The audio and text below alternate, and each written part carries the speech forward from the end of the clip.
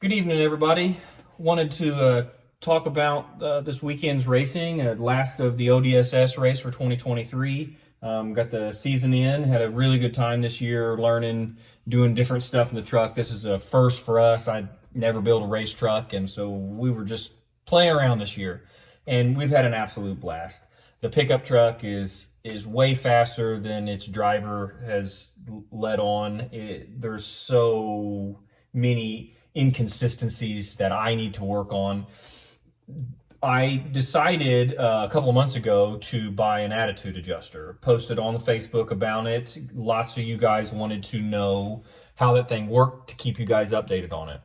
Well, this past weekend, the main goal of the weekend really was test and tune. We signed up for 2 classes. I've been running just 770 all year. Didn't want to break. Wanted to every race. Last race of the season, we decided to do 770s and ETs, get some more test and tune time in, and just figure out the truck a little better with the compounds, blah, blah, blah. The main thing was to play with this attitude adjuster. I really wanted to see what this thing was going to do. It's not really, I wish it could be set up easier than what it is. Like, as far as install is a pain, and it shouldn't be. It's a very simple piece, but the install with the way the cable is made really is a pain in the butt, and you got to modify this thing a little bit to get it to where you can even turn the knob. And this knob is still very stiff to turn, with a lot of modifying to make that darn thing work. So know that you're probably going to have to piddle with it to get it installed, but it looks pretty good in here, and it does turn, it does work, and it's there. It's doing its job. The first race that we went down, we were 6 runs. So we're running on number 1, then number 8, then number 1, then number 8, then number 1, then number 8. Those are the amount of settings that I have here on this knob. So 1, 2, 3, 4, 5, 6, 7, 8. You can keep going. There's 37 click potentials from all the way forward to all the way back. But the way that I set this thing up, I've got 8 positions before you start rolling over on the knob again. So the amount of adjustability that this truck gave us on the 40 jets of nitrous, we changed our jetting around a little bit. So these 2 runs are back to back on 40 jets. We ran a 8.928 on position 1, which is just horridly slow for this truck, just pathetically slow. But that's not anything to get upset about, because I didn't know what the heck this truck was going to do, and I wanted to see what's position 1 like, right? We then hot lapped straight back over into the staging lines. Truck is hot, never shut her down. Turn this dude over to number 8 right here. Launch and get at it again, and we clicked off a 7.236. That gives us an adjustability of 1.2 seconds with 8 selections on this knob. That's awesome. That is really awesome. It lets us be able to play with weather conditions outside. This past weekend was very cool, wonderful weather. Maybe not cool, but 82, 83 degrees, sunny, no humidity. A month ago, it was 96 and humid. The trucks are all going to run different, and anything that we have in a mechanical truck to be able to adjust and play with helps us tremendously when we're playing a common rail game. We are fighting against guys that have infinite tuning abilities. So anytime we can add something like this that's a positive, that works, does its job, that's awesome. On the elimination rounds, I got paired up with Jordan in 770s, and he's just been lethal. Knew he was going to kick my butt, but, gave him a little bit of hell about it anyways before we got up there, and lo and behold, he whooped my butt. But what was neat about that is we ran in position 4 at Shides, and I ran like a 755 at Shides on position 4.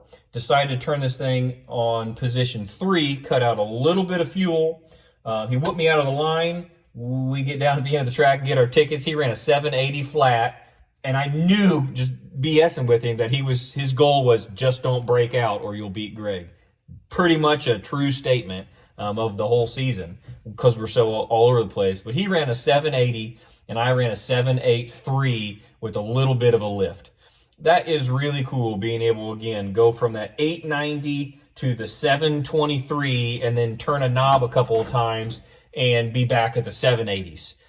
Just piddling and playing and trying to get the truck in. So if you can go out and dial your truck in where you're making every run really, really consistently, and you're playing between, let's say, between 3, 4, and 5, not between 1 and 8, trying to get your truck dialed in, it can be a really great thing.